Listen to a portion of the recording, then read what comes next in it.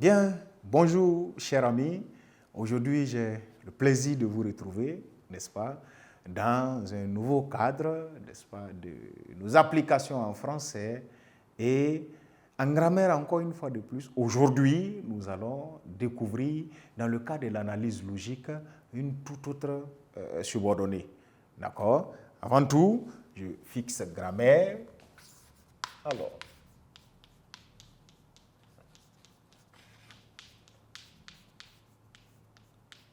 vous voyez, grammaire.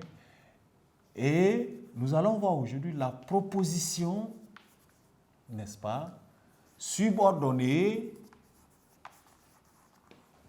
Donc, on va voir la proposition subordonnée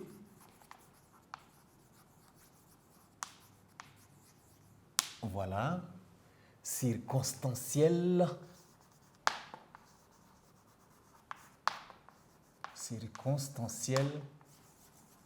de temps.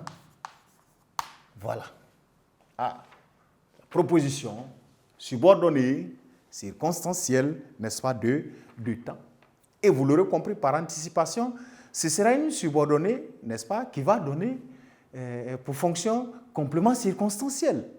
D'accord? Et comme il y en a plusieurs, nous découvrons déjà la circonstancielle de temps et pour lequel nous allons d'office marquer que, tiens, alors, la subordonnée circonstancielle de temps, la subordonnée, on va écrire ici, circonstancielle, voilà, de temps, voilà, introduite,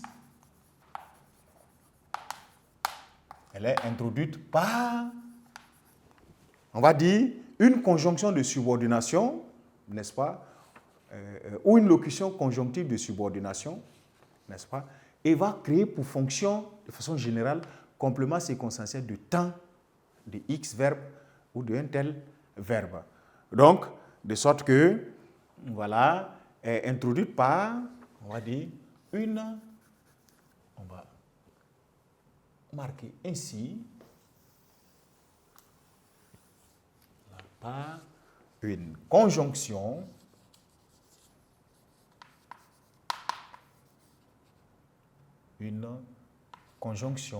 de subordination, voilà, conjonction de subordination, alors, qui peut être un mot tel que quand.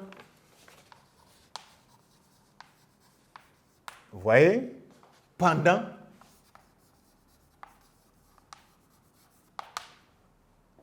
avant,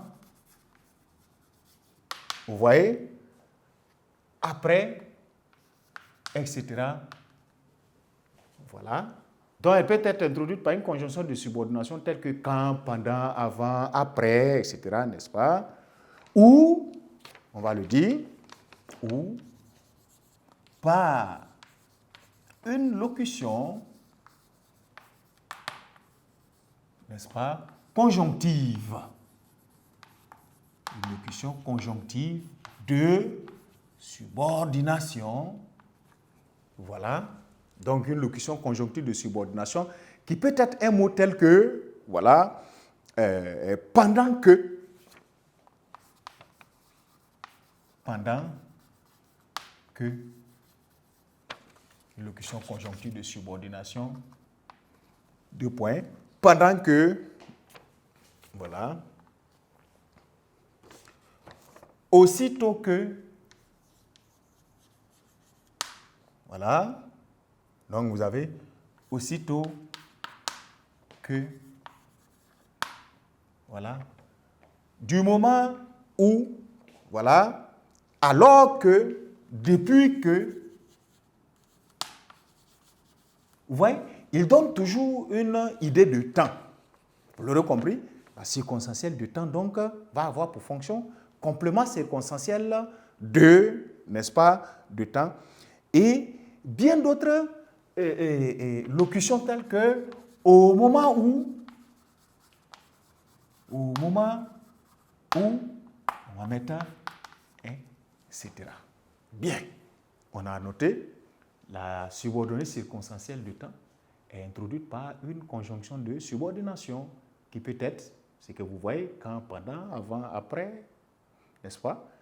Et vous voyez, chacun de ceux-là donne une idée du moment, du temps, ou ça peut être une locution conjonctive de subordination pendant que c'est écrit en deux mots.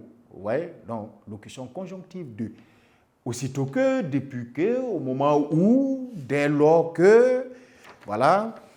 Et toutes ces expressions-là sont telles qui vont vous permettre d'obtenir la proposition subordonnée circonstancielle de temps.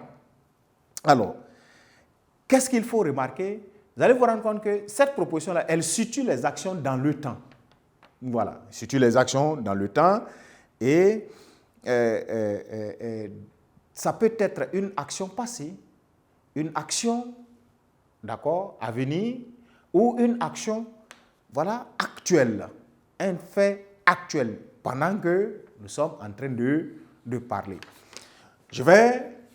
On va mettre, un exemple tel que, n'est-ce pas,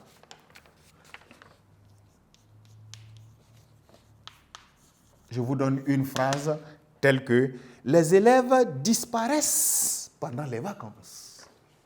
D'accord? Alors, vous allez avoir les élèves disparaissent, on va dire disparaissent, on va le dire, disparaissent quand arrivent les vacances. Quand arrivent les vacances. Regardez, dans une phrase pareille, les élèves disparaissent quand arrivent les vacances. Alors, vous avez les élèves disparaissent. Les élèves disparaissent. Et vous avez quand arrivent les vacances. Regardez ces deux phrases-là, par exemple. Ou disons, vous avez déjà deux verbes. Ça vous permet d'avoir une phrase complexe ici. Mais la question qui marcherait mieux ici, pour trouver une analyse cohérente et logique, vous allez voir, les élèves disparaissent à quel moment? Ou quand disparaissent les élèves?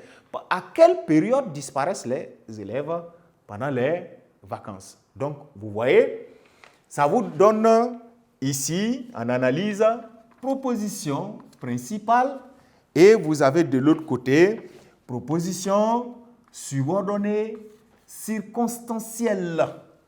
Voilà.